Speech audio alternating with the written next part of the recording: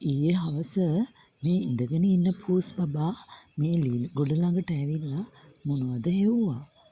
මෙයාලා මේ ළඟ ගෙවල් වල දෙන්නේ.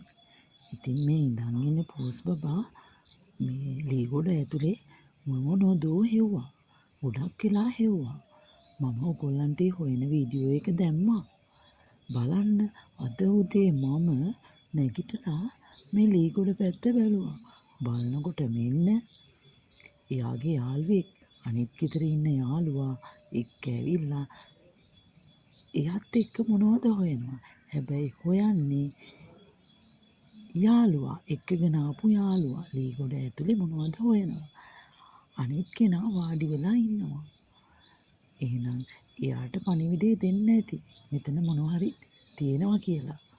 ඔන්න යාළුවා ඇවිල්ලා හොයනකම් දැන් අනිත් පූස් බබා ඉඳගෙන බලන් ඉන්නවා. බලන්නකෝ මං වීඩියෝ එකක් දාලා ඇති. ඉඳගෙන ඉන්න පූස් බබා මේ ලී ගොඩ ඇතුලේ මොනවද හොයනවා. අද එයා ඉඳගෙන ඉන්නවා. එයාගේ යාළුවා මොනවද හොයනවා. දන්නේ නැහැ ඇතුලේ කවුද ඉන්නේ කියලා.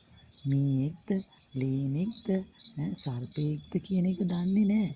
මොනවද හොයනවා. දැන් මේ ගොඩක් වෙලාවකින් නම් හොයනවා. මේ පාන්දර 6ට ඇති වෙලාව.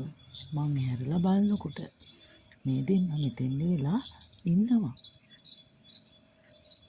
බලමු හොයාගන්න පුළුවන්ද කියලා.